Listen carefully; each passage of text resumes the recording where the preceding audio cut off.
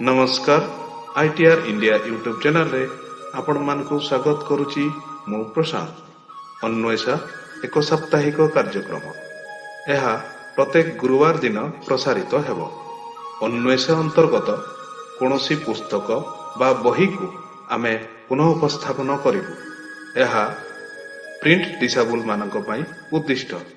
तेबे आपण मानकु अनुरोध, जदि आपण आम चैनल टी सब्सक्राइब करिनाहंती तेबे सब्सक्राइब कर दियंतु, लाइक करंतु एवं शेयर करंतु। धन्यवाद। नमस्कार आईटीआर इंडिया आसंतु पढ़िबा विशिष्ट दार्शनिक जे कृष्णमूर्तिଙ୍କର କିଛି ବହି। ବହିଟିର नाम नकारात्मक भावना को केबे परीक्षा करी देखिचंती कि? Negative thinking is the highest form of thinking. बहीटी के ओडिया अनुवाद करिसंती doctor Nandini Das. Cuttack Centre Krishnamurti Foundation, Purighat Road, Cuttack 9।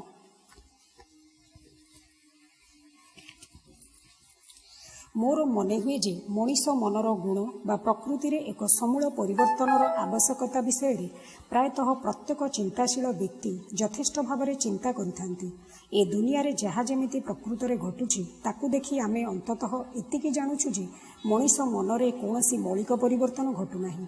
हाँ, एकथा सत जे अर्थनैतिक एवं सामाजिक चापर प्रभाव में विभिन्न प्रकार धर्मनैतिक भय जरिया पुणी नाना प्रकार अभिनव उद्भावन आदि द्वारा किछिटा परिवर्तन घटुछि, किंतु से सबु परिवर्तन केवल बाहरिया भाव उपर ठाउरिया भाव प्रकटित हेउछि एवं से प्रकार परिवर्तन केबे हेले मनर प्रकृति बा गुणवत्तार कौनसी गभीर चरम बा समूल परिवर्तन आनिदेई पारिबो नाही।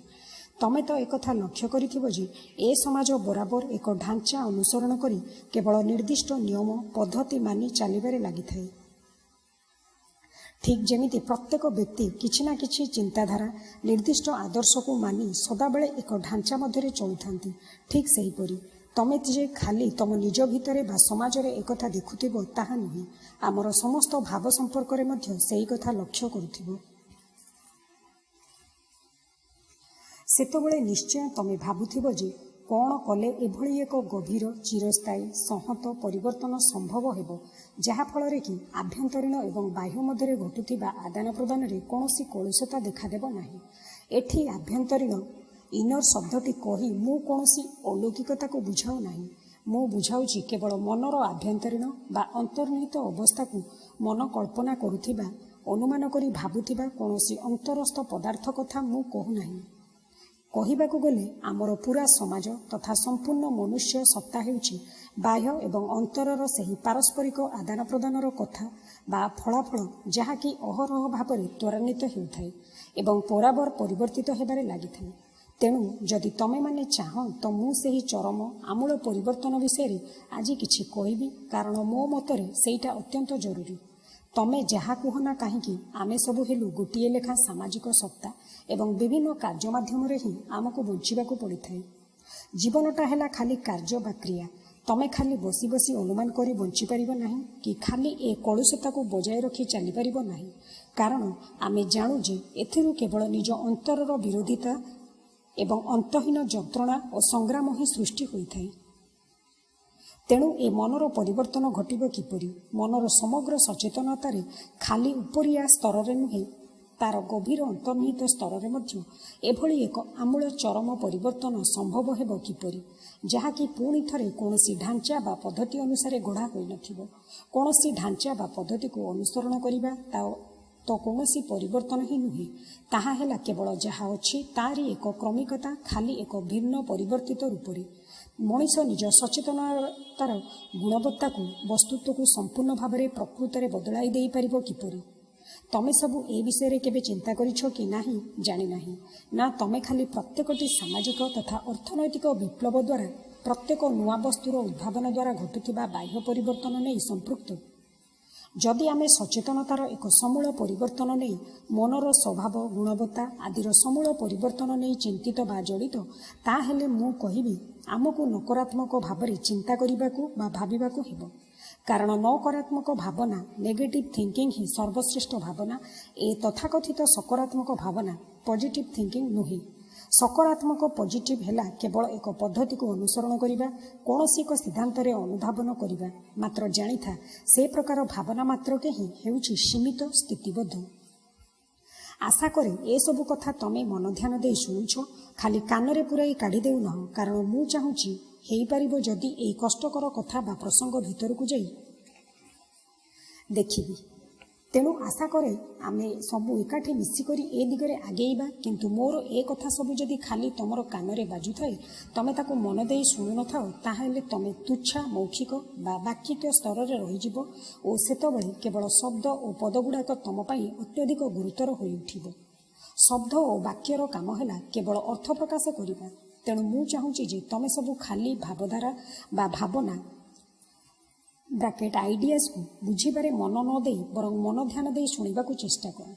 मोर निजर कौनसी भावधारा नाही, कारण मु भावे जे से सब अति निरर्थक बाज्य कथा जार कि कौनसी सत्व बा वास्तविकता नाही, ताहा हेला खाली गुड़िए शब्दर समष्टि। तेणु मोर विश्वास जे तमे सबु समस्याटी को देखिपारिबा उद्देश्य रे नुहे, बास केवल देखिपारिबा उद्देश्य रे, ताको बुझीबा लागि संग्राम करिबा उद्देश्य रे नुहे कि तार समाधान करिबा उद्देश्य रे नुहे। एको सबु ध्यान देई शुणुछ। आमर एई जो असंभव भाव जटिल समस्याटी लगी रही ताकू देखिपारिबा उद्देश्य रे, सचेतनतार मनीष मनरे एक संपूर्ण परिवर्तन आनिबा उद्देश्य तमे एको सबु शुणुच बोली मु भाबुछि। हाँ, मु कहूथिली जे नकारात्मक भावना हेउछि सर्वोत्तम भावना।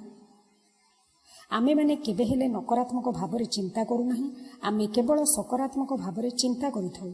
अर्थात आमर भावना बा चिंता गोटे सिद्धांत अन्य एक सिद्धांत को, गोटे ढांचा बा पद्धति अन्य एक पद्धति को, गोटे रीति धारार अन्य एक रीति बा धारा को होइथाय। जेपरिक धर मु निश्चय से भली हेबी, निश्चय किछि सद्गुण लाभ करिबी, ए पथ बा से पथ अनुसरण करि चलिबी, निश्चय केतेक संयम मानि चलिबी इत्यादि इत्यादि। सकारात्मक चिंता सदाबेले आम निजर स्थितिबद्ध भावनार खोल बा गोहर मध्य घटी थाए। मु आशा करुछि जे तमे माने एबे निजर मन को भावना को लक्ष्य करी देखुछ एवं ता द्वारा से केवल अधिकरु अधिक भाव में मनर सीमितता को, मनर संकीर्णता को, आम कार्यकलापर क्षुद्रता को बाट कढ़ाई नेउथाए।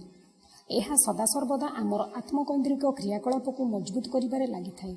नकारात्मक चिंताटा किंतु एक संपूर्ण भिन्न जिनिस, यह सकारात्मक चिंतार विपरीत नुहे।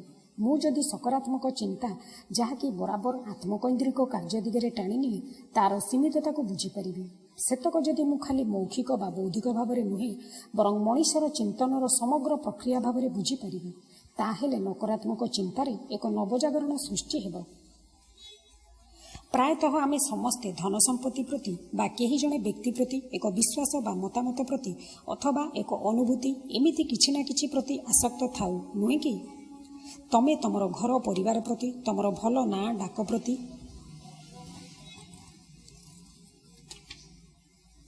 तमर धंदा बा चाकरी प्रति, तम गुरुंक प्रति बा किछि ना किछि प्रति आसक्त रही थाओ। एबे सेही आसक्ति तम पई निश्चिंत भाବରେ ଯନ୍ତ୍ରଣା ଓ ଦ୍ୱନ୍ଦ୍ୱ डाकी आणे, कारण जेउथि प्रति तमे आसक्त थाओ ताहा जे बराबर बदलिबारे लागिथाए, किंतु तमकु सेभଳି बदलिबाटा भल लागुनथाए। तमे चाहुथाओ केमिति चिरकालता को धरी रखिथिबो। तेणु तमे जेहेतु जानो जे आसक्ति हेउछि दुख, यातना, कष्ट आदिर कारण, तमे निरासक्ति पोषण करने को चेष्टा कर। तेबे एईटा तो सत कथा जे आसक्ति एवं निरासक्ति पोषण उभय हेला सकारात्मक चिंता बा सकारात्मक भावनार बाट। आसक्तिर अस्वीकार निरासक्ति नुहे, ताहा हेउछि सेही आसक्ति केवल जहाँ एक भिन्न भाव में प्रकाशित। जदि केबे लक्ष्य करिथिबो तो जानिथिबो जे से दुईटी जाकर मानसिक प्रक्रिया पूरा समान। उदाहरण स्वरूप धर मु मोर स्त्री प्रति आसक्त, सेइथिरे भरी रही कष्ट, जंत्रणा, संग्राम, ईर्षा, व्यर्थता इत्यादि इत्यादि। आउ सेई सबुथिरु बर्तिबा लागि मु कहे मोर निरासक्त हेबा उचित, मो व्यक्तित्व रहित होई भल पाइबा उचित। सेथिरु जहा भी अर्थ बाहरु ना काहेकि मोर बिना बाधा प्रतिबंधरे भल पाइबार कथा। एमिति कही मु निरासक्त पोषण करने को चेष्टा करे। मात्र आसक्ति क्षेत्र रे हेउ बा निरासक्ति क्षेत्र रे हेउ मोर कार्य कलापर केन्द्रटी हेउछि सेई एक। तेणु आमर भावना जहाँ को आमे सकारात्मक बोली कहू ताहा हेला खाली विपरीत बोधक मध्य द्वंद्व अथवा एक संश्लेषण भितर को खसी पड़ाइबा लगी प्रचेष्टा। ଯାହାକି ପୁଣି ଅନ୍ୟ ଗୋଟିଏ ବିପରୀତବୋଧକ ସୃଷ୍ଟି କରି ବସେ। ଧର ଏଇ କମ୍ୟୁନିଷ୍ଟବାଦ କଥା, ସେଇଟା ପୁଞ୍ଜିବାଦ ବା କ୍ୟାପିଟାଲିଜିମର ଏକ ବିରୋଧାଭାସ ଏବଂ ପରିଶେଷରେ କମ୍ୟୁନିଷ୍ଟବାଦୀମାନେ ସଂଘର୍ଷ ସଂଗ୍ରାମ କରି ଏକ ସମନ୍ୱୟ ଘଟାଇବାକୁ ଉଦ୍ୟମ କରିଥାନ୍ତି। କିନ୍ତୁ ଯେହେତୁ ତାହା ବିପରୀତବୋଧକର ସଂଘର୍ଷର ସୃଷ୍ଟି ହୋଇଥାଏ, ସେ ସମନ୍ୱୟ ପୁଣି ଏକ ବିରୋଧାଭାସ ତିଆରି କରି ବସେ। ଆଉ ସେହି ପ୍ରକ୍ରିୟାକୁ ଆମେ କହୁ ସକାରାତ୍ମକ ଭାବନା। ଖାଲି ବାହାରିଆ ସାମାଜିକ ଭାବରେ ଯେ ତାହା ଘଟେ ସେ କଥା ନୁହେଁ, ଅନ୍ତର୍ନିହିତ ଭାବରେ ମଧ୍ୟ ତାହା ଘଟୁଥାଏ। ତେଣୁ ଜଣେ ଯଦି ଏସବୁର ସମଗ୍ର ପ୍ରକ୍ରିୟା କଥା ବୁଝିପାରେ, ଖାଲି ବୌଦ୍ଧିକ ଭାବରେ ନୁହେଁ ପ୍ରକୃତରେ ବୁଝିପାରେ, ତାହାହେଲେ ଆମେ ଦେଖିବା ଯେ ଏକ ନୂତନ ଧରଣର ଭାବନା ଗଢ଼ି ଉଠୁଛି। ତାହା ହେଲା ଏକ ନକାରାତ୍ମକ ପ୍ରକ୍ରିୟା, ଯାହାକି ସକାରାତ୍ମକ ସହିତ ଆଦୌ ସମ୍ପୃକ୍ତ ନୁହେଁ। ସକାରାତ୍ମକ ଭାବନାର ପ୍ରକ୍ରିୟା ଅପରିପକ୍ୱତା ଜାତ କରେ, ସ୍ଥିତିବଦ୍ଧ ତଥା ଢାଞ୍ଚାରେ ପଡ଼ିଥିବା ମନ ତିଆରି କରେ। ଦେଖିବ, ଆମ ସମସ୍ତଙ୍କ ପକ୍ଷରେ ଠିକ୍ ସେଇଆ ହିଁ ଘଟିଥାଏ। ତମେ ଯେତେବେଳେ କହ ଯେ ତମେ ଖୁସିରେ ରହିବାକୁ ଚାହଁ, ସତ୍ୟ, ଈଶ୍ୱର ଆଦି ଲାଭ କରିବାକୁ ଚାହଁ, ଏକ ଭିନ୍ନ ଦୁନିଆର ସୂତ୍ରପାତ କରିବାକୁ ଚାହଁ, ସେ ସବୁକିଛି ସକାରାତ୍ମକ ଅର୍ଥ ସୂଚାଇଥାଏ। ଅର୍ଥାତ୍ ତାହା ସେହି ପ୍ରଣାଳୀ ବା ମାର୍ଗ ଅନୁସରଣ କରିବାକୁ ବୁଝାଇଥାଏ, ଯାହାକି ତମକୁ ଅଭିପ୍ସିତ ଫଳ ଯୋଗାଇ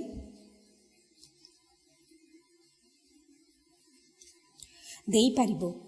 ଆଉ ସେ ଫଳାଫଳଟା ଯେ କ'ଣ ସେ କଥା ତମେ ଜାଣିଥାଅ ଏବଂ ତାହା ପୁଣି ଏକ କାରଣରେ ପରିଣତ ହୋଇଥାଏ। କାରଣ ଏବଂ ଫଳାଫଳ ଦୁଇଟି ଭିନ୍ନ ପଦାର୍ଥ ନୁହେଁ। ଆଜିର ଫଳାଫଳ ହେଉଛି ଆଗାମୀକାଲିର କାରଣ।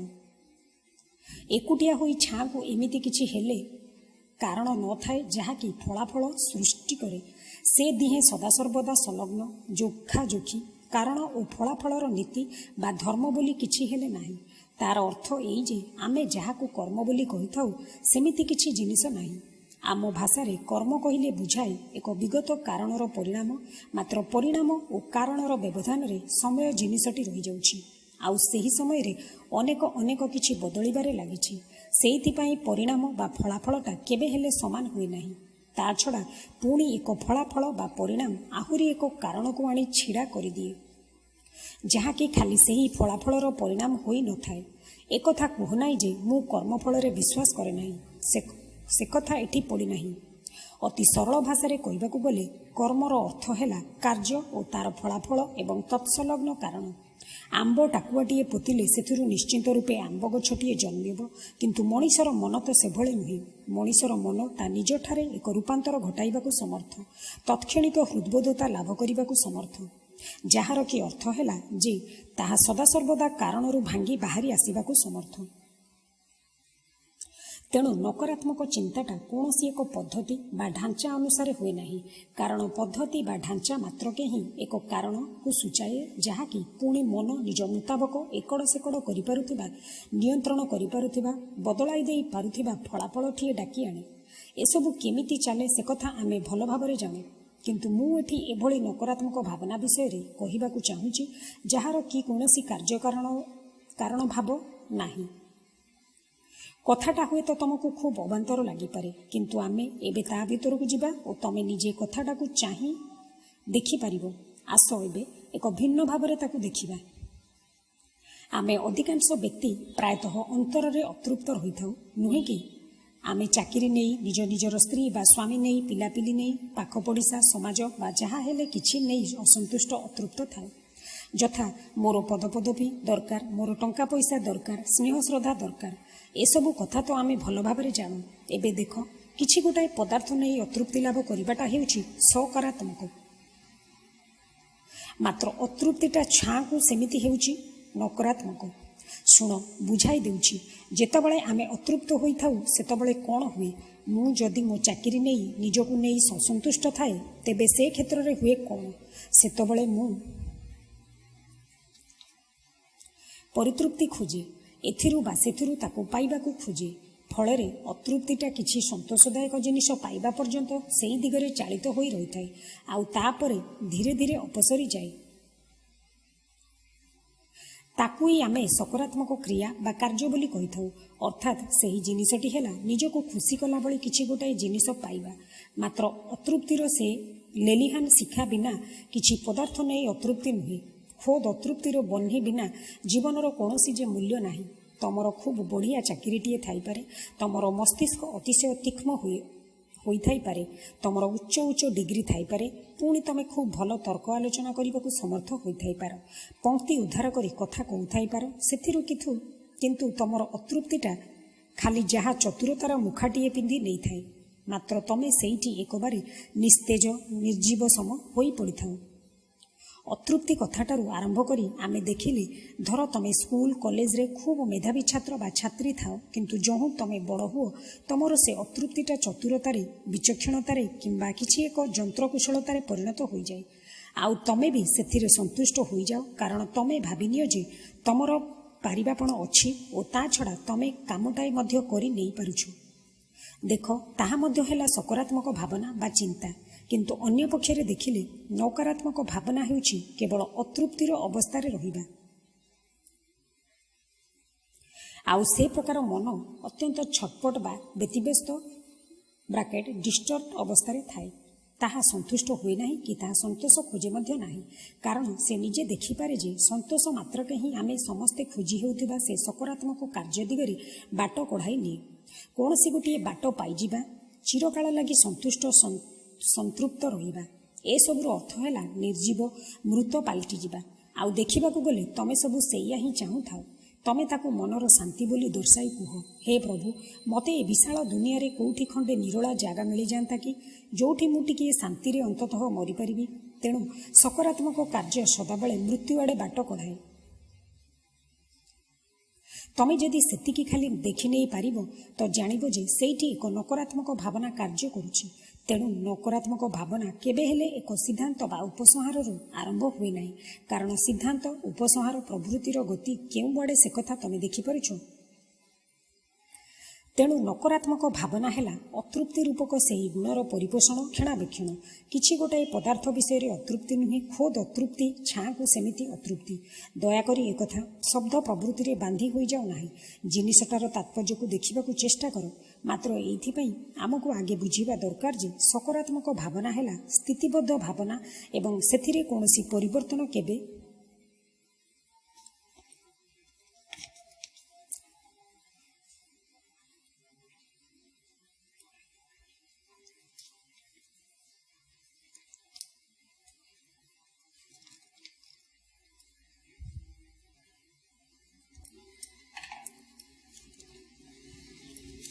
ଘଟିପାରେ ନାହିଁ। ହଁ, ଅବା ସେଥିରେ କିଛି ଏପଟ ସେପଟ ହୋଇପାରେ, ମାତ୍ର ଚରମ ସମୂଳ ରୂପାନ୍ତର କେବେ ଘଟେ ନାହିଁ। ଚରମ ସମୂଳ ରୂପାନ୍ତର କେବଳ ନକାରାତ୍ମକ ଭାବନାରେ ସମ୍ଭବ। ଯେମିତିକି ଆମେ ଏବେ ଦେଖିଲେ ଆସକ୍ତି ପ୍ରସଙ୍ଗରେ ବା ଅତୃପ୍ତି ପ୍ରସଙ୍ଗରେ ସକାରାତ୍ମକ ଭାବନା ଆଣିଦିଏ ଏକ ମାନ୍ଦା କାଉନ୍ଦା ମନ, ଅଦରଦଶୀଳ ମନ। ସେ ପ୍ରକାର ମନ କିଛି ଗ୍ରହଣ କରିବାକୁ ସମର୍ଥ ହୁଏ ନାହିଁ। ସେ ମନ ଖାଲି ନିଜର ସୁରକ୍ଷା ବିଷୟରେ ଚିନ୍ତା କରୁଥାଏ। ନିଜର ସୁରକ୍ଷା ବା ଘର ପରିବାରର ସୁରକ୍ଷା, ଦଳ, ଗୋଷ୍ଠୀ, ଜାତି ଆଦିର ସୁରକ୍ଷା। ଆଉ ସେଇ କଥା ତମେ ବିଶ୍ୱ ରାଜନୀତିରେ ବେଶ୍ ଭଲ କରି ଲକ୍ଷ୍ୟ କରୁଥିବ। ଦେଖ, ଯାହା ବି କହ ନା କାହିଁକି, ଏ ପୃଥିବୀଟା ହେଉଛି ଆମରି, ତମର ଓ ମୋର। ଏ ପୃଥିବୀ ଏଡ଼େ ଚମତ୍କାର, ଏଡ଼େ ସୁନ୍ଦର, ପରିପୂର୍ଣ୍ଣ, ଏ ତ ଆମରିମାନଙ୍କ ପାଇଁ ସୁଖରେ ବଞ୍ଚିବା ଲାଗି ରହିଛି। ବିନା ଭାଗ ବିଭାଜନରେ ଇଂଲଣ୍ଡ, ଜର୍ମାନ, ରୁଷିଆ, ଭାରତ ଆଦି ନାମରେ ଖଣ୍ଡ ଖଣ୍ଡ ସ୍ଥାନ ନ ହୋଇଯିବା ପାଇଁ ହୋଇଛି। ମାତ୍ର ଆମେ ପ୍ରାଣପଣେ ଚେଷ୍ଟା କରୁଛୁ କେମିତି ସେ ବିଭାଜନକୁ ଜାହିର ରଖିଥିବୁ। କେହି ହେଲେ ବି ଜଣେ ଏ ସାରା ପୃଥିବୀଟାକୁ ଆମରି ବୋଲି ଭାବୁନାହିଁ। କେହି ହେଲେ କହୁନାହିଁ ଯେ ଆମେ ସମସ୍ତେ ମିଶିକରି ଏ ବିଷୟରେ କିଛି ଗୋଟାଏ କରିବା। ବରଂ ଓଲଟି ଆମ ପାଖରେ ଦେଖାଦେଉଛି ବିଭାଜନ ପ୍ରବଣ ଚିନ୍ତା, ଯାହାକୁ କି ଆମେ ସକାରାତ୍ମକ ବୋଲି କହୁଛୁ। କିନ୍ତୁ ତା ନହେଲେ ଆମେ କେଉଁ ଏକ ଅନ୍ତରାଷ୍ଟ୍ରୀୟବାଦକୁ ଅନୁସରଣ କରୁଛୁ, ଯାହାକି ସମପରିମାଣରେ ନିର୍ବୋଧ, ନିରର୍ଥକ। ମୁଁ ଯଦି ସେଇତକ କଥା ଦେଖି ନେଇପାରିବି, ତାହେଲେ ଏକ ଭିନ୍ନ ଦିଗବୋଧ ଦେଖାଦେବ, ମନରେ ଏକ ଭିନ୍ନ ବୋଧ ବା ଭାବ ଦେଖାଦେବ। ସେ ମନ ରୁଷିଆନ ମନ ହେଉ ବା ଜର୍ମାନ ମନ ହେଉ ବା ଯେଉଁ କିଛି ମନ ହେଉଥାଉ ପଛକେ, ତାହା ହେଲେ ଦେଶାତ୍ମବୋଧକତା ବୋଲି କିଛି ହେଲେ ବାଜେ ଧାରଣା ଆଉ ରହିବ ନାହିଁ। ରହିବ କେବଳ ପୃଥିବୀ ପ୍ରତି ଶ୍ରଦ୍ଧା, ଭଲ ପାଇବା। ତମର ପୃଥିବୀ କି ମୋର ପୃଥିବୀ ବୋଲି ନୁହେଁ। ତମେ ତମର ଛୋଟ ଜମିଟିକୁ ବଢ଼ାଇ କୁଢ଼ାଇବ ଓ ମୁଁ ମୋରଟିକୁ କରିବି ଏବଂ ତା ଉପରେ କଳି ଝଗଡ଼ା ଲାଗିବା, ଏସବୁ ନଥିବ। ଥିବ କେବଳ ଏଇଆ ଯେ ଏ ପୃଥିବୀଟା ହେଲା ଆମରି। ଯେତେବେଳେ ଆମେ ଦେଖିପାରୁ ଯେ ଆମର ସକାରାତ୍ମକ ଭାବନାଟା ଅନିଷ୍ଟକାରକ, ସେତେବେଳେ ନକାରାତ୍ମକ ବାଟଟି ଆପେ ଖୋଲିଯାଏ। ନକାରାତ୍ମକ ଭାବରେ ଚିନ୍ତା କରିବା ଲାଗି ତମଠାରେ ଦରଦଶୀଳତା ସେନ୍ସିଟିଭିଟି ଥିବା ଦରକାର। अर्थात सौंदर्य प्रति दरदशीलता तथा कुश्चितता प्रति मध्य दरदशीलता। जो व्यक्ति निजे जहाकू सुंदर बोली मने करे तारी पछरे गुड़ाए और कुश्चितता को निजठारू दूरेई रखे से कदापि दरदशील नुहे। जो व्यक्ति सद्गुण पछरे धाए अथच जहाँ सद्गुण संपन्न नुहे ताकू बुझीपारे नाही ताठारू दूरेई होई रहे। कहिबाकू गले से मनीषटी दरद शून्य।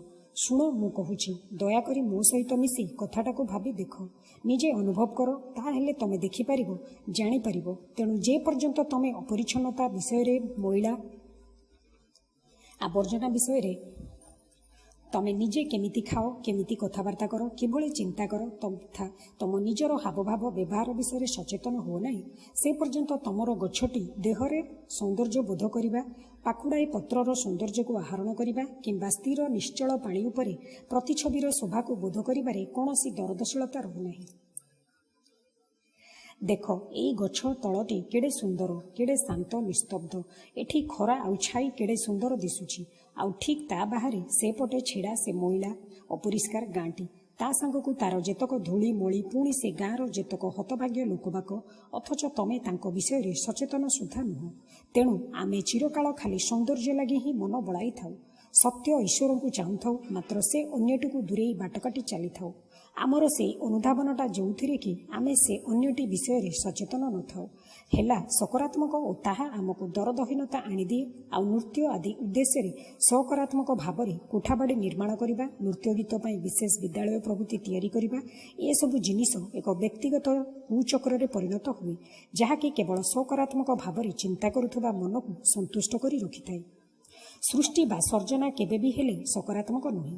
सर्जना हेउची मनर एभली अवस्था जेउथिरे कि आमे एठी जहाकू से सकारात्मक क्रिया बोली कहूछु सेई जिनिसटी आदौ नथाए। तेणु तमे देखुछ जे केवल जेतबेले एही नकारात्मक भावना बा चिंता थाए सेतिकी बेले मनरे समूल रूपांतर घटिबा संभव। सेदिन तो मु कहिछि जे आमे जहाकू भावना बोली जानुछु ताहा सदाबेले शब्द किंबा छवि माध्यम रे प्रकाश पाइथाए किंतु तमे एकथा केबे लक्ष्य करिछ कि नाही मु कहि परिबि नाही जे बिना शब्द बा भाषार माध्यम रे भी भावना संभव मात्र ताहा मध्य हेला सकारात्मक भाषा बा शब्दर परिणाम। अच्छा मु बुझाई कहूछि तमे बराबर भाषा शब्द बा किछि छवि रूप साहाय्य चिंता करिथाउ नुहे कि टिकिए ध्यान देई देख शब्द किंबा छवि भावना बा चिंता निमंते अत्यंत प्रयोजन। आमर समस्त चिंता भावनार मूल ताहा विद्यमान स्मृति जरिया संस्पर्श जात हुए एवं स्मृतिटी हेउची एक छवि बा एक शब्द एवं सेइथिरु आमे चिंता करिबाकू किछि गोटाए भाबिबाकू आरंभ करू एवं ताहा पुणी थरे हुए सेही किछि छवि बा गुड़िए शब्द एतिकी ही आमे जानिछु। ताहा छड़ा तमे जदि खूब सजाग सचेत रहिथिबो तो जानिथिबो जे बिना शब्दरे बिना रूप छबिरे मध्य भावना चिंता संभव। मु तमकू एठी कौनसी उदाहरण देबी नाही कारण ताहा हेले तमे पुणी सेइथिरे हजिजिबो। तेणु केवल कथाटार तात्पर्य को धरिबाकू चेष्टा कर। एथिपाई कहूची जे नकारात्मक भावना कौनसी शब्द संश्लिष्ट भावना नुहे। आगे एइतक कथा न बुझिले ता पछकू कौन हेबो तमे धरि परिबो नाही। मु बड़ पाटिरे चिंता करी देखुची एसबू किछि हेले मु घरु प्रस्तुत करी आसी एठी तम मानकू कहू नाही। तेणु दया करी आस कथाटाकू देख मौखिक भावरे बा आनुमानिक भावरे नुहे बरं सत सतिका अनुभव कर जे भावना शब्द जरिया छवि जरिया काम करे पुणी बिना शब्द और छवि मध्य भावना घटिपारे। ए उभय हेला सकारात्मक भावना कारण ताहा विपरीत बोधक क्षेत्र में कार्य करुଥାଏ। रुह तमको अन्य भावरे बुझाई कहूची तमे तो निश्चय देखिथिबो जे तमर मनटा किभଳି भावरे विक्षिप्त थाए नाना आड़े खेली बुलु थाए गोटिए भावना पछरे अन्य गोटिए भावना आसी जोखी हो जाउ थाए। तमे गोटिए भावना को भल करी देखिबाकू बसिले आउ गोटिए आसी मुंड टेके फलरे मनटा खाली एही भଳି गतिविधि रे भर्ती होई रही थाए। भावनार उत्क्षिप्तता लागी रही थाए। मनटा सदाबेले भावनादि भितरे बुड़ी करी रही थाए। मनर कल बा आयुध हेला भावना फलरे मन केबे हेले स्थिर हुए नाही। हठात करी पचार नाही मु तेबे मन को स्थिर निश्चल करिबि किपरि। से सबु कथा अति पिलालिया निर्बोध धारणा कारण ताहा पुणी एक ढांचा को सकारात्मक भाव में अनुसरण करने को बुझाउछि। तेणु स्मृति जरिया संस्पर्श जरिया भावना एभली सृष्टि करुवा अहरह प्रक्रिया को अनुभव करने द्वारा ता प्रति सजग सचेत रहिबा द्वारा मन कौन निजको सही प्रक्रिया निशेष करदे पारिब नाही। किभଳି बा किपरि बोली प्रश्नटिए पचार नाही बास खाली शुणुथाओ कारण बोधगम्यता है तत्क्षणिक ତାହା ତମକୁ ପରିଶେଷରେ ଭାବନା ଶୂନ୍ୟ ମନଟିଏ ପ୍ରଦାନ କରିବା ଭଳି କୌଣସି ପ୍ରକ୍ରିୟା ନୁହେଁ। ତମେ ଯଦି ସକାରାତ୍ମକ ଅନିଷ୍ଟକାରକ ପ୍ରକ୍ରିୟାକୁ ଦେଖିନେଇ ପାରିବ, ଅର୍ଥାତ୍ ମନର ସେ ଭାବନା ସୃଷ୍ଟିକାରୀ ଗତିବିଧିକୁ ତା ଦ୍ୱାରା ନିଜେ ନିୟନ୍ତ୍ରିତ ହେଉଥିବା ଓ ପୁଣି ମନକୁ ସେଥିରୁ ପୋଛି ଆଣିବାକୁ ଚେଷ୍ଟା କରୁଥିବା ଗତିବିଧିକୁ ଦେଖିପାରିବ, ତମେ ଯଦି ସେଥିରେ ନିହିତ ଅସତ୍ୟକୁ ବା ସତ୍ୟକୁ ଦେଖିପାରିବ, ତାହେଲେ ତମେ ଏକଥା ବି ଦେଖିପାରିବ ଯେ ମନ ତା ନିଜକୁ ନିଜଠାରୁ ନିଶେଷ ଶୂନ୍ୟ କରିଦେଇପାରିବ ଏବଂ ନିଜ ସୀମିତତାରୁ, ନିଜ ସ୍ୱାର୍ଥକୈନ୍ଦ୍ରିକତାକୁ ତଥା ନିଜ ଆତ୍ମକୈନ୍ଦ୍ରିକ କ୍ରିୟାକଳାପରୁ ନିଜକୁ ନିଶେଷ କରିଦେଇ ପାରିବ। ଏବେ ଆସ, ଦୟାକରି ମୋ ସହିତ ଆଉ ଟିକିଏ ଆଗେଇ ଚାଲ। ମନ ସଦାସର୍ବଦା ଚଳଚଞ୍ଚଳ ଥାଏ, ଚିନ୍ତା ଭାବନା ଗଢ଼ୁଥାଏ ଓ ତାକୁ କାବୁ କରି ରଖୁଥାଏ। ତାପରେ ସେ କଥା ଅନୁଭବ କରି ସେ କହେ, ମୋର ନିଶ୍ଚଳ ରହିବା ଦରକାର। ମାତ୍ର ସେ କଥାର ଅର୍ଥ ହେଲା ନିୟନ୍ତ୍ରଣ ବଳରେ ନିଶ୍ଚଳ ହେବା, ଯାହାକି ପୁଣି ହେଲା ସେଇ ସକାରାତ୍ମକ, ଅନିଷ୍ଟକାରକ ଓ ସୀମିତ। କିନ୍ତୁ ତମେ ଯଦି ଆଉ ଟିକିଏ ଗଭୀରକୁ ଯାଅ ତ ଦେଖିପାରିବ ଯେ ଭାବନାକୁ ମନରୁ ପୋଛି ଦେଇ ହେବ। ମନ ନିଜକୁ ଅତୀତରୁ ମୁକ୍ତ କରିଦେଇ ପାରିବ, ଅତୀତର ବୋଝରୁ ହୁଗୁଳି ଆସିପାରିବ। ଏହାର ଅର୍ଥ ନୁହେଁ ଯେ ଯେକୌଣସି ସ୍ମୃତି ଆଉ ରହିବ ନାହିଁ, କିନ୍ତୁ ତାହା ଆଉ ମନକୁ ରୂପରେଖ ଦେବ ନାହିଁ କି ନିୟନ୍ତ୍ରଣ କରିବ ନାହିଁ। ଏବେ ଦେଖ, ସେସବୁ ହେଲା ସେଇ ସକାରାତ୍ମକ ଭାବନା। ତମେ ଯଦି ଏହାର ଅସତ୍ୟତାକୁ ଦେଖିପାରିବ, ତେବେ ମନ ନିଶ୍ଚୟ ଆହୁରି ଗଭୀରକୁ ଯିବ, ଯାହାର କି ଅର୍ଥ ହେଲା ମନ ଆଉ ସେତେବେଳେ ଭାବନାର ଦାସ ହୋଇ କାମ କରିବ ନାହିଁ, କିନ୍ତୁ ସେ ଯାହା ଚାହେଁ ତାହା ଚିନ୍ତା କରିପାରିବ। କଥାଟାକୁ କେମିତି ପ୍ରକାଶ କରିବି ବୁଝିପାରୁନାହିଁ। ମୁଁ ତ କହିଛି ଯେ ମୁଁ ଏଠି ତମମାନଙ୍କ ସହିତ ବଡ଼ ପାଟିରେ ଚିନ୍ତା କରୁଛି, ଭାବୁଛି। ତେଣୁ ମୁଁ ଯଦି ଭିନ୍ନ ଭିନ୍ନ ପ୍ରକାରେ ସେଇ କଥାଟାକୁ କହିବାକୁ ଚେଷ୍ଟା କରିବି, ତେବେ ତମେମାନେ ଟିକିଏ ଧୈର୍ଯ୍ୟ ଧରି ରହିବ। ମୁଁ ଜାଣେ ନାହିଁ, ଭାବନାର ଗୋଲାମ ନ ହୋଇ କିଛି ଚିନ୍ତା କରିବାକୁ ତମେ ସବୁ କେବେ ଚେଷ୍ଟା କରିଛ କି ନାହିଁ। ଆମ ଅଧିକାଂଶଙ୍କ ପକ୍ଷରେ ମନ ହେଲା ଭାବନାର ଗୋଲାମ। ତାହା ଭାବନା ପଛରେ ଧାଇଁଥାଏ, ପରସ୍ପର ବିପରୀତବୋଧକ ଭାବନା ଇତ୍ୟାଦି ଇତ୍ୟାଦି। ସେ ଯାହା ବି କିଛି ତମେ ଯଦି ସେଇ କଥା ଦେଖିପାରିବ ଓ ମନକୁ ଶୂନ୍ୟ କରି ଦେଇପାରିବ, ତାହା ହେଲେ ମନ ସ୍ମୃତିର ସଂସ୍ପର୍ଶରୁ ଜାତ ହେଉଥିବା ଭାବନାରୁ ମୁକ୍ତ ରହି ଚିନ୍ତା କରିବାକୁ ସକ୍ଷମ ହେବ। ତାପରେ ତମେ ଯଦି ଆଉ ଟିକିଏ ଗଭୀରକୁ ଯିବ ତ ଦେଖିବ, ଯେଉଁ ମନ ମୁକ୍ତ, ସ୍ୱାଧୀନ, ଦାସତ୍ୱର ବିପରୀତବୋଧକ ଅର୍ଥରେ ନୁହେଁ, ଖାଲି ଛାଁକୁ ତାର ମୁକ୍ତ ବା ସ୍ୱାଧୀନ, ସେ ମନ ସ୍ମୃତିଶୂନ୍ୟ ହୋଇ ନକାରାତ୍ମକ ଭାବରେ ଚିନ୍ତା କରିବାକୁ ସକ୍ଷମ। ତେବେ ଯାଇ ତମେ ଦେଖିବ ଯେ ମନଟା ଧାରା ପଦ୍ଧତିରୁ, କଳ୍ପନା ଅନୁମାନ ଆଦିରୁ, ସ୍ମୃତି ସଂଲଗ୍ନ ଭାବନାରୁ ତଥା ଅନୁଭୂତି ପୁଣ୍ୟ ରହି ଦେଖିପାରୁଛି ଯେ ଏଭଳି ଗୋଟିଏ ଅବସ୍ଥା ଅଛି ଯେଉଁଥିରେ କି ଦୁନିଆରେ କାର୍ଯ୍ୟ କରିବା ସମ୍ଭବପର ଏବଂ ସେ କାର୍ଯ୍ୟ ପୂର୍ଣ୍ଣତାରୁ ନୁହେଁ ବରଂ ଶୂନ୍ୟତାରୁ ସମ୍ଭବ। ତମେ ତ ଦେଖୁଥିବ ଯେ ଆମେ ସବୁ ଭର୍ତ୍ତି ମନ ନେଇ ଅତ୍ୟଧିକ ଭିଡ଼ ବା ଗହଳପୂର୍ଣ୍ଣ ନେଇ ସଦା କର୍ମରତ ମନ ନେଇ କାମ କରିଥାଉ। ସଦାବେଳେ ମନଟା ବିପରୀତାବର୍ତ୍ତ ଭାବରେ ଭରି ରହିଥାଏ, ସଂଗ୍ରାମ କରୁଥାଏ, ଏକଡ଼ ସେକଡ଼ କରୁଥାଏ, ଉଚ୍ଚାଭିଳାଷ ରଖିଥାଏ, ଈର୍ଷାପରାୟଣ ହେଉଥାଏ, ବର୍ବର ଅଥବା ଶାନ୍ତ ସୁଧାର ହୋଇ କାମ କରିବାରେ ଲାଗିଥାଏ। ବୁଝୁଛ ନା? ଆମେ ସେହି ଅବସ୍ଥାରେ ଆମର ସବୁ କାମ ଦାମ କରୁଥାଉ, ମନଟା ଭର୍ତ୍ତି ହୋଇ ରହିଥିବାରୁ କାମ କରିବାରେ ଲାଗିଥାଏ। ସେଭଳି କାର୍ଯ୍ୟ କଦାପି ହେଲେ ଏକ ନବୀନ ନୂତନ ମନ ଆଣିଦେଇପାରିବ ନାହିଁ ବା ମନର ଏକ ନୂତନ ଗୁଣବତ୍ତା ସୃଷ୍ଟି କରିପାରିବ ନାହିଁ। ଏକ ସତେଜ ନିରୀହ ମନ ଗଢ଼ିପାରିବ ନାହିଁ। ଅଥଚ ଅନ୍ୟପକ୍ଷରେ ଦେଖିଲେ କେବଳ ଏକ ନିରୀହ, ସତେଜ, ତାଜା ମନ ହିଁ କିଛି ସୃଷ୍ଟି କରିବାକୁ ସକ୍ଷମ ହୋଇଥାଏ। ତାହା ହିଁ କେବଳ ସୃଷ୍ଟିର ବା ସର୍ଜନାର ଅବସ୍ଥାରେ ରହିବାକୁ ସକ୍ଷମ ହୋଇଥାଏ। ସେଇ କଥାଟିକୁ ମନ ଦେଖିପାରେ, ଆଉ ମନ ଯଦି ନିଜକୁ ଶୂନ୍ୟ କରିଦେଇପାରେ,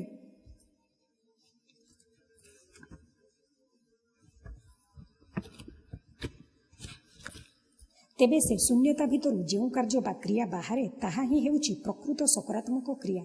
ସେ ଅନ୍ୟଟି ନୁହେଁ। ତାହା ହିଁ ହେଉଛି ଏକମାତ୍ର ପ୍ରକୃତ ସକାରାତ୍ମକ ସୃଜନଶୀଳ କ୍ରିୟା, କାରଣ ତାହା ଶୂନ୍ୟତାରୁ ଉଦ୍ଭୂତ। ତମେ ଯଦି କେବେ କିଛି ଛବି ଆଙ୍କିଥିବ, କବିତାଟିଏ କି ଗୀତଟିଏ ଲେଖିଥିବ, ତେବେ ବୁଝିଥିବ ଯେ ସେ ଗଭୀର ଅନୁଭବ କିପରି ଶୂନ୍ୟତାରୁ ଜାତ ହୁଏ। କିନ୍ତୁ ଏକ ଭରପୁର ମନ କେବେ ହେଲେ ସୁଦ୍ଧା ସେ ଶୂନ୍ୟତାକୁ ବୋଧ କରିପାରିବ ନାହିଁ ଓ ଫଳରେ ସେ କେବେ ହେଲେ ଦରଦଶୀଳ ହୋଇପାରିବ ନାହିଁ। ତେଣୁ ତମେ ଦେଖିପାରୁଛ ଯେ ମନରେ ସମୂଳ ସମ୍ପୂର୍ଣ୍ଣ ରୂପାନ୍ତର ଆଣିବା ସମ୍ଭବପର ଏବଂ ବର୍ତ୍ତମାନ ତାହା ଅତିମାତ୍ରାରେ ଜରୁରୀ ମଧ୍ୟ, କାରଣ ଅଧୁନା ସମାଜ ହେଉଛି ଏକ ପ୍ରାଣହୀନ ସମାଜ। ତାହା ନିଜକୁ କେବଳ ବିଭିନ୍ନ ରକମର ନିଶ୍ଚେତକ ଦେଇ ପରିବର୍ତ୍ତିତ କରିବାରେ ଲାଗିଛି ଏବଂ ନିଜ ଭିତରକୁ ନାନାଦି ପ୍ରକାର କ୍ରିୟାକଳାପ ସେ ଠେସିବାରେ ମାତିଛି।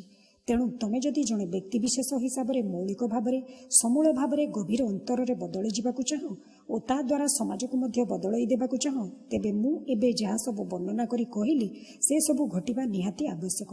ତାହେଲେ ଦେଖିବ ସୌନ୍ଦର୍ଯ୍ୟ ସୁଷମାର ଏକ ସମ୍ପୂର୍ଣ୍ଣ ଭିନ୍ନ ତାତ୍ପର୍ଯ୍ୟ ଫୁଟି ଉଠିବ ଓ ଠିକ୍ ସେମିତି କୁଶ୍ଚିତତାର ମଧ୍ୟ ଭିନ୍ନ ତାତ୍ପର୍ଯ୍ୟ ଉକୁଟିବ। କାରଣ ସୌନ୍ଦର୍ଯ୍ୟଟା କୁଶ୍ଚିତତାର ବିପରୀତ ନୁହେଁ। କଦାକାର ଅସୁନ୍ଦର ମୁହଁଟି ବି ସୁନ୍ଦର ହୋଇଥାଇପାରେ। ମୁଁ ଯେଉଁ ମନ ଅସୁନ୍ଦରତା କୁଶ୍ଚିତତାକୁ ଦୂରେଇ ଦୂରେଇ ଚାଲିଥାଏ, ସେ ମନ କେବେ ହେଲେ ସେ ପ୍ରକାର ମାଧୁର୍ଯ୍ୟକୁ ଅବଧାରଣ କରିପାରିବ ନାହିଁ। ତେଣୁ ତମେ ଯଦି ପ୍ରକୃତରେ ସତସତିକା ଆଜି ଏ କଥା ଶୁଣୁଥିବ ଓ ଏ ବିଷୟରେ ବା ଏଥିନେଇ କିଛି ଗୋଟାଏ କରିବାକୁ ଚେଷ୍ଟା କରୁନଥିବ, ତେବେ ସେତିକି ହିଁ ଯଥେଷ୍ଟ। କାରଣ ତମେ ଯାହା ବି କିଛି କଲେ ତାହା ହେବ ସକାରାତ୍ମକ ଓ ବିଧ୍ୱଂସକାରକ। କିଛି ଗୋଟାଏ ଅତି ସୁନ୍ଦର ପଦାର୍ଥଟିଏ ଦେଖି ତାକୁ ସେଇଠି ସେମିତି ଛାଡ଼ିଦେବା, ତାକୁ ଧରି ପକାଇ ଘରଟିକୁ ସାଉଁଟି ନେବାକୁ ଚେଷ୍ଟା ନ କରିବା ବା ଭାବନା ବଦଳ ବଳରେ ତାକୁ ଦଳି ଚକଟି ରୁଦ୍ଧ କରିଦେବାକୁ ଚେଷ୍ଟା ନ କରିବାର ପଦାର୍ଥ ଏଇଟା। ତମେ ଯଦି ଏକୁ ନିଜେ ଦେଖିପାରିଥାଅ, ମୋର ଜୋର ଦେଇ କହିବା ଯୋଗୁଁ ନୁହେଁ, ମୋର ଭାଷାର ପ୍ରଭାବ ଯୋଗୁଁ ନୁହେଁ କି ମୋର ପ୍ରଭାବ ଯୋଗୁଁ ନୁହେଁ, ତମେ ଯଦି ନିଜକୁ ନିଜେ ଏକ ଶୂନ୍ୟ ଫମ୍ପା ମନର ଗୁଣାବଳୀର ଅନୁଭବ ବୋଧ କରିଥାଅ, ତେବେ ସେହି ଶୂନ୍ୟତାର ହିଁ ଏକ ନୂତନ ଜନ୍ମ ସୃଷ୍ଟି ହେବ। ସେହି ନୂତନ ଜନ୍ମର ହିଁ ପ୍ରୟୋଜନ ରହିଛି। କୌଣସି ମହାଭାରତ, ରାମାୟଣ, ମାର୍କସ ବା ଏଞ୍ଜେଲ ଅଥବା ପୁନରୁତ୍ଥାନକୁ ଫେରିଯିବାର ପ୍ରୟୋଜନ ନାହିଁ। ଯେଉଁ ମନ ଶୂନ୍ୟ ବା ଫମ୍ପା, ସେଇ ଜାଣି ହେଲା ସୃଜନଶୀଳ। କିନ୍ତୁ ଏକ ଉଦାସ ମନ ବା ସୃଜନଶୀଳ ହେବାକୁ ଇଚ୍ଛା କରୁଥିବା ମନ ସୃଜନଶୀଳ ନୁହେଁ। କେବଳ ଏକମାତ୍ର ଶୂନ୍ୟ ମନ ହିଁ ଏ ସମଗ୍ର ବିଷୟବସ୍ତୁକୁ ବୁଝିପାରିବ। ଭାବନାର ଏ ଅସାଧାରଣ ପ୍ରକ୍ରିୟା ବିଷୟରେ ଏବଂ ଭାବନା ନିଜକୁ ନିଜର ବେଗ ପରିମାଣରୁ ଶୂନ୍ୟ କରିଦେବା ବିଷୟରେ ବୁଝିପାରିବ। ତାହେଲେ ଯାଇ ତମେ ଦେଖିବ ଯେ ଏକ ଚରମ ସମୂଳ ଗଭୀର ପରିବର୍ତ୍ତନ ଘଟୁଛି, ଯାହାକି ପ୍ରଭାବ ଯୋଗୁଁ ହେଉନାହିଁ, ପରିସ୍ଥିତି ଯୋଗୁଁ, ସଂସ୍କୃତି ବା ସମାଜ ଯୋଗୁଁ ହେଉନାହିଁ ଏବଂ କେବଳ ସେହି ପ୍ରକାର ମନ ହିଁ ଏକ ନୂତନ ସମାଜ ନିର୍ମାଣ କରିବ। କିନ୍ତୁ ଯେଉଁ ମୁହୂର୍ତ୍ତରେ ସେ ନୂତନ ସମାଜ ଗଢ଼ିବ, ସେଇଠି ଦେଖିବ ସେ ସମାଜରେ କଳୁଷତା ଦେଖାଦେଉଛି। ସମସ୍ତ ସମାଜ ମାତ୍ରକେ ହିଁ କଳୁଷତା ସମ୍ପନ୍ନ, କାରଣ ଯାହା ଗଢ଼ା ହୋଇଛି ତାହା ସଦାସର୍ବଦା ମୃତ୍ୟୁ ବରୁଛି। ସେଇଥିପାଇଁ କୌଣସି ସମାଜ, କୌଣସି ପରମ୍ପରା, କୌଣସି ଜ୍ଞାନ ଯେ ଚିରସ୍ଥାୟୀ ନୁହେଁ, ଏଇ କଥା ବୁଝି ନେଇ ପାରିଲେ, ଜାଣି ନେଇ ପାରିଲେ ଆମେ ଦେଖିପାରିବା ଯେ ଏକ ଶୂନ୍ୟ ମନ ହିଁ ହେଉଛି ସୃଜନଶୀଳ। ତାହା ହିଁ ଏକା ସର୍ଜନାର ଅବସ୍ଥାରେ ବିଦ୍ୟମାନ।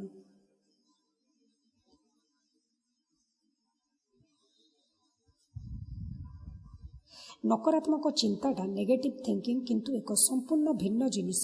ଏହା ସକାରାତ୍ମକ ଚିନ୍ତାର ବିପରୀତ ନୁହେଁ। ମୁଁ ଯଦି ସକାରାତ୍ମକ ଚିନ୍ତା, ଯାହାକି ବରାବର ଆତ୍ମକୈନ୍ଦ୍ରିକ କାର୍ଯ୍ୟ ଦିଗରେ ଟାଣିନିଏ, ତାର ସୀମିତତାକୁ ବୁଝିପାରିବି।